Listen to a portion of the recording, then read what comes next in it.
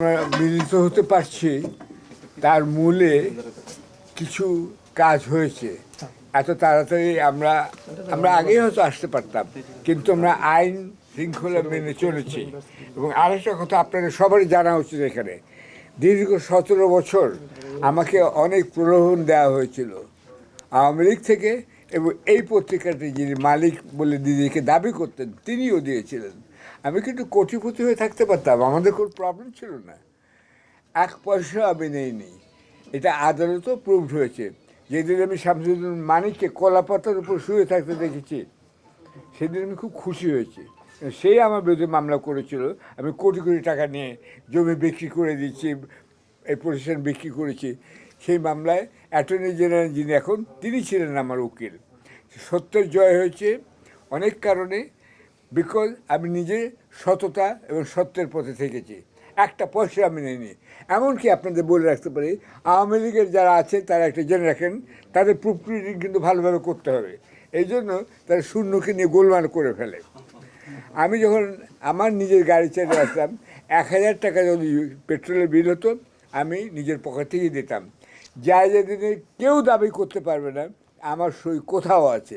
কেন আমি ভাবতাম ওই 1000 পরে আবার 2টো শূন্য আওয়ামী লীগ বসায় দিলেই হয়ে গেল, ওটা আরেক জিনিস।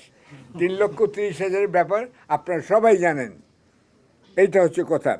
সুতরাং আজকে যে আমি এখানে আসতে পেরেছি, আমরা আইন শৃঙ্খলা মেনে চলেছি বলেই একটু দেরি হলো আসতে, কিন্তু আমরা আইন শৃঙ্খলা মেনে চলেছি।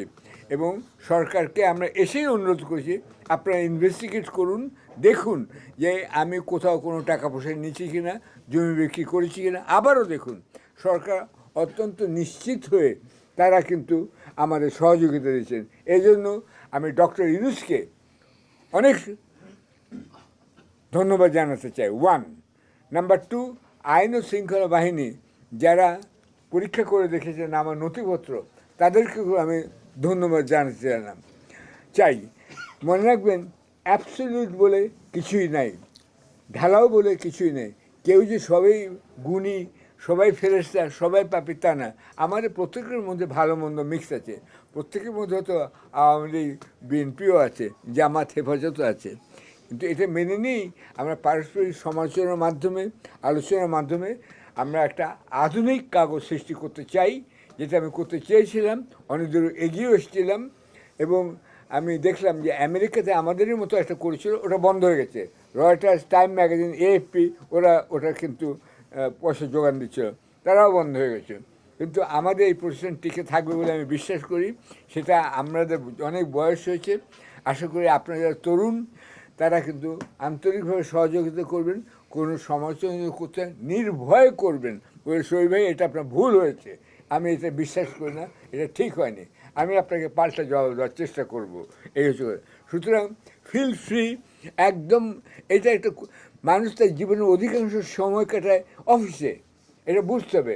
কেন আমি এখানে খাওয়া দাওয়ার ব্যবস্থা করেছিলাম, কেন আমি এত সুন্দর পরিবেশ করেছিলাম। মানুষ কি তার বউ বাচ্চার সঙ্গে সারাদিন থাকে অফিসে? এই অফিসটাই সবচেয়ে সুন্দর জায়গা হওয়া উচিত।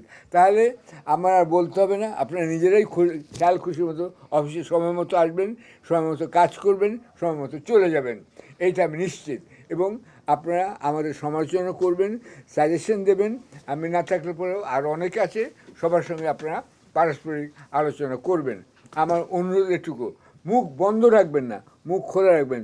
যদি কেউ জিজ্ঞাসা করে এখন আমাকে, ইউনূস সরকারের এ পর্যন্ত কি সাফল্য হয়েছে, সাফল্য এটাই হয়েছে আজকে আমরা সবাই কথা বলতে পারছি।